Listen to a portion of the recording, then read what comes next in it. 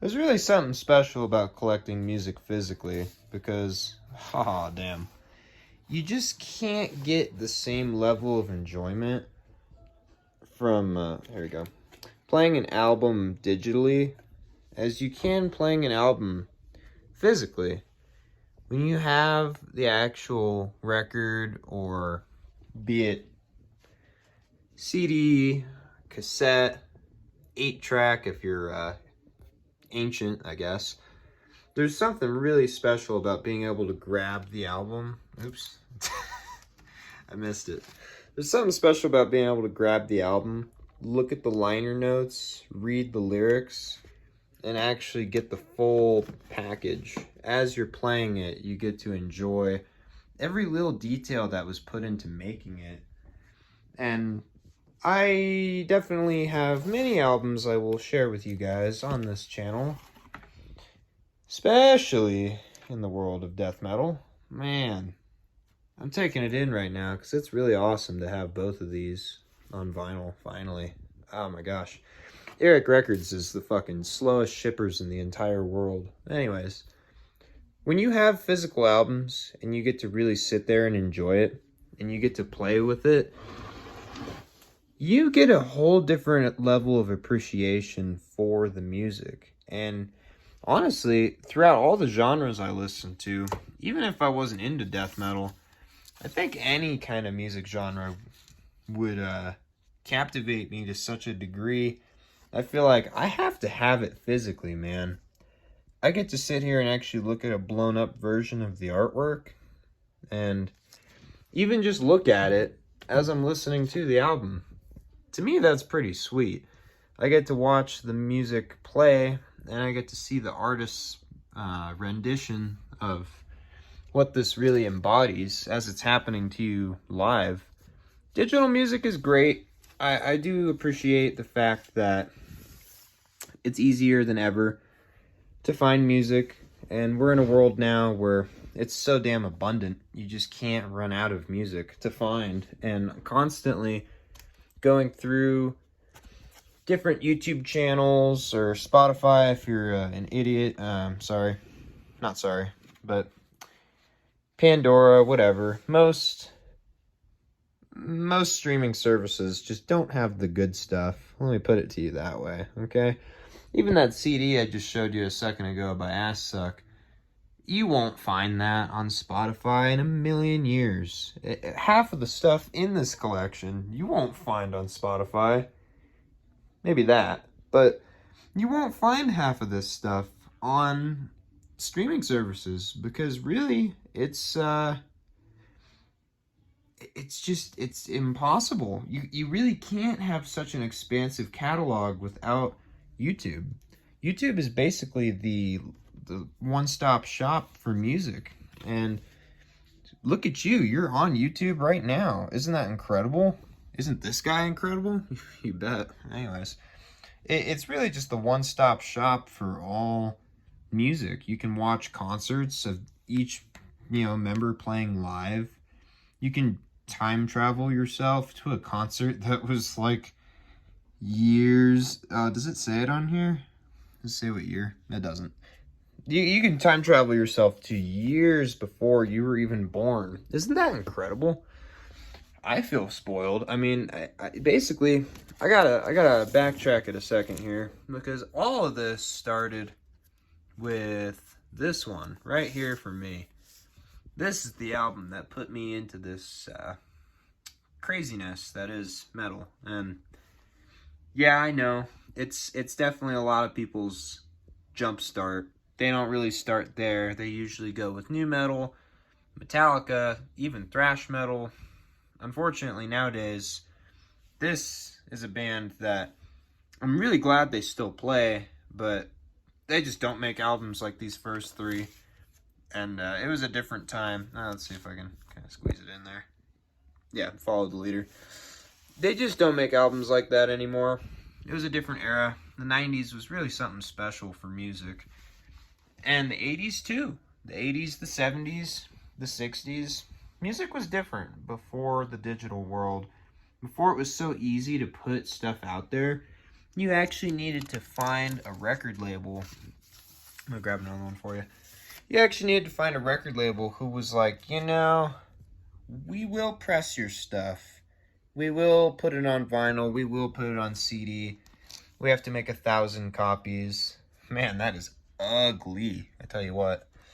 Cool cover, though. Yeah, people actually had to decide, you know what? It sounds good enough to the point where I feel like it demands to be owned by someone. It's not something that will just stay in a shed. It will stay as a memory at a concert that you went to. It really gets to belong to people. And once it reaches that point, it becomes something totally special. And I really just feel a lot of youngsters are definitely missing out on... okay. A lot of youngsters are missing out on the fact that when you get to hold it in your hands and you get to read through the lyrics as it's playing, it's a whole different level of actually being part of the music. You feel it in a different way, and that's something that you just can't take away from anyone. You know, if the internet goes out, this is still gonna work. If you are I don't know, in the middle of nowhere, as long as you have some electricity, this will work. These will play. There's nothing that's gonna stop it from playing. And I understand that vinyl is not the perfect medium. Do not get me wrong. I don't think it's when you really compare it bit for bit, it most of the time will not beat out digital.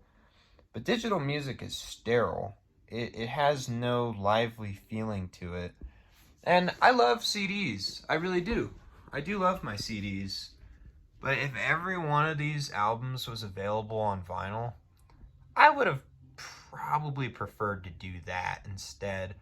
But when you have bands that were basically around for a single release, just one, yes, this is an original. When they were around long enough to put out one album or EP in this case, do you understand how much money it would have been to make a vinyl out of that? Even back then, even in the 90s when this was made, it's just too expensive. And nowadays, getting anything pressed on vinyl is just, it's such a different level of difficulty, and it's just not, it's not as affordable, and you really have to find out if your fans love it enough to go from each of these three formats. Because when you have a cassette, is it in there? Oh no, it's actually in the player. When you have a cassette, pretend the tape's in here, you have to really know, okay, there's got to be at least like 50 people who will buy this, hopefully, right? Otherwise, you're sitting on a stockpile of tapes, and that's, God, that's every underground band's problem. But once you actually have enough of a following and people buy out all of your cassettes, you might want to consider pressing a CD. And once your CDs sell out, might be time to do the vinyl. It might be time, because at that level, that's when you know, okay, my fans actually love this, and they're willing to spend the big bones to get the full experience, where they get to enjoy the art in its highest form. Because I don't think you can beat getting to play a record. And it's not just because of the art, it's really just because of the ritual. The ritual that you have where it's just you and the music, and you have to intentionally put this on.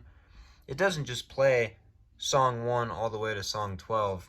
You have to flip it over at some point, and you get to decide, like, okay, was this good enough to where I actually want to see side 2? I want to play side B? Or honestly, this was bunk, and I didn't like it.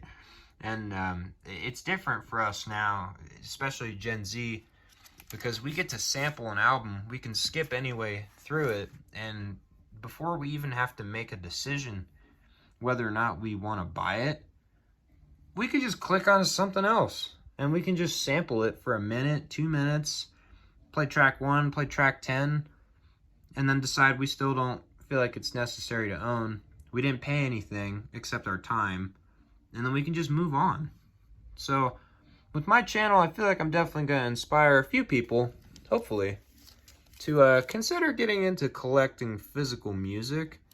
Because I tell you what, man, there's something to it that once you get started, it is an addiction. But I think it's probably the best type of addiction because, you know, these all hold their value. And funny enough, some of the records I have in front of me here, I paid $30-something for it. It goes out of pressing. Now it's $100. Gets reissued. It's still $100. Even if the reissue is available, sometimes it might not sound as good. And you really have to do your research before you go and pull the trigger on a record, because you want to make sure the variant that you have doesn't suck ass. Because sometimes that quality assurance, that quality control is not there. But I definitely would recommend anybody get into collecting physical music, get into vintage audio, and really experience music in a way that you just can't through YouTube. You just can't do it digitally. Check out my previous video, This Music Will Change Your Life, if you want to see me explain why I think death metal is extremely important, because there will be lots of it. Stay blessed.